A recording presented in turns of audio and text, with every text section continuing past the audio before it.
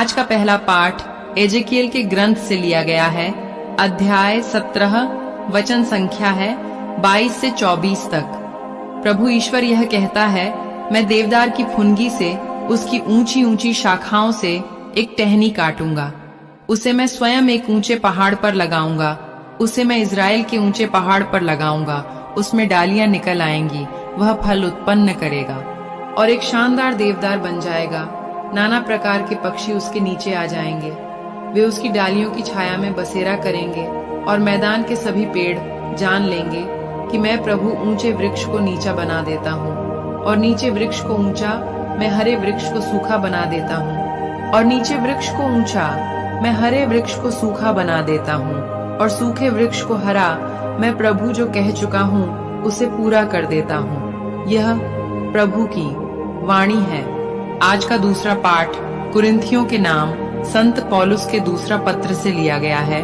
अध्याय 5, वचन संख्या है 6 से 10 तक। इसलिए हम सदा ईश्वर का भरोसा रखते हैं।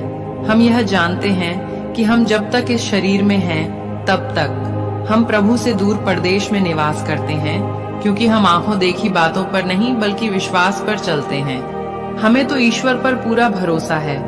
हम शरीर का घर छोड़कर प्रभु के यहाँ बसना अधिक पसंद करते हैं। इसीलिए हम चाहे घर में हो चाहे परदेश में, हमारी एकमात्र अभिलाषा यह है कि हम प्रभु को अच्छे लगे, क्योंकि हम सबों को मसीह के न्यायासन के सामने पेश किया जाएगा।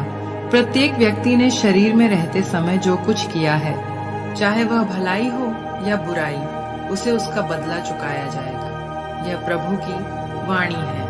आज का सुसमाचार संत मार्कुस के पत्र से लिया गया है। अध्याय 4, वचन संख्या है 26 से 34 तक। ईसा ने उनसे कहा, ईश्वर का राज्य उस मनुष्य के सदृश है जो भूमि में बीज बोता है। वह रात को सोने जाता और सुबह उठता है। बीज उगता है और बढ़ता जाता है, हालांकि उसे यह पता नहीं कि यह कैसे हो रहा है। भूमि अपने आप फसल पैदा करती है, पहले अंकुर, फिर बाल और बाद में पूरा दाना। फसल तैयार होते ही वह हंसिया चलाने लगता है, क्योंकि कटनी का समय आ गया है। ईसा ने कहा, हम ईश्वर के राज्य की तुलना किससे करें? हम किस दृष्टांत द्वारा उसका निरूपण करें? वह राई के दाने के सदृश है।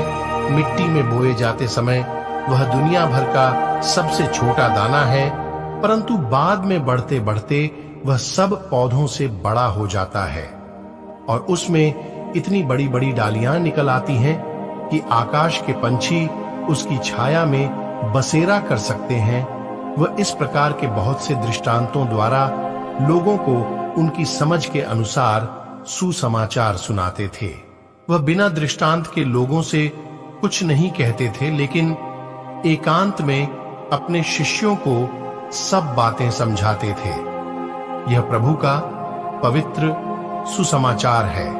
मनन चिंतन। यीशु ने अपने श्रोताओं को ईश्वर के राज्य के विभिन्न आयामों को समझाने के लिए कई दृष्टांतों का उपयोग किया।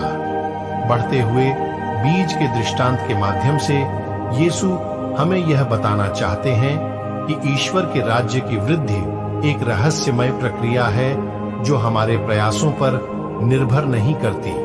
जैसे कि बोने वाला जो बीज को जमीन पर बिखेरता है और रात दिन सोता और उठता है और बीज अंकुरित होकर बढ़ता है, वह नहीं जानता कैसे।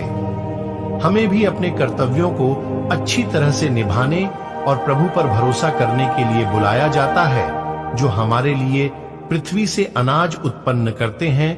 जब फसल काटने का समय आता है, हम आभारी हृदय के साथ वह सब कुछ खुशी खुशी इकट्ठा कर सकते हैं जो ईश्वर द्वारा प्रदान किया गया है।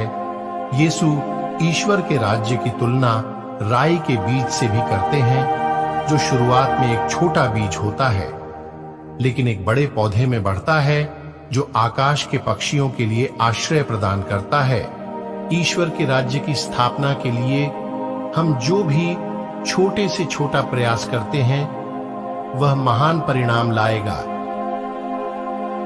मेरे प्यारे विश्वासी भाई बहनों, हम सभी एक बीज के समान हैं। परमेश्वर ने हम सभी को एक इस संसार में बोया है। जिस प्रकार एक बीज अच्छी जगह बोया जाता है वह अधिक फल देता है, उसी तरह हम सभी अगर अपने जीवन में परमेश्वर के वचन को ग्रहण करेंगे तो हमारा जीवन भी अच्छा होगा। तो आप सभी रोज वचन सुनने की कोशिश करें। तो आइए हम सभी आज के वचन पर मनन चिंतन करें। आप सभी को परमेश्वर आशीष तथा शांति प्रदान करे। आमीन। प्रार्थना। हे पिता ईश्वर, आज मैं आपके वचन को सुनने देखने वालों के लिए प्रार्थना करता हूं। पिता, आप उन्हें आशीष प्रदान करें, उनके जीवन को आशीषित करें, उनके जीवन को बदले, उनके जीवन में बरकत की आशीष प्रदान करें, उनके हर कार्यों पर आशीष प्रदान करें। आप उनके जीवन के दुख को दूर करें और उन्हें अनंत सुख शांति प्रदान करें। आपसे मैं प्रार्थना करता हूं। आमीन।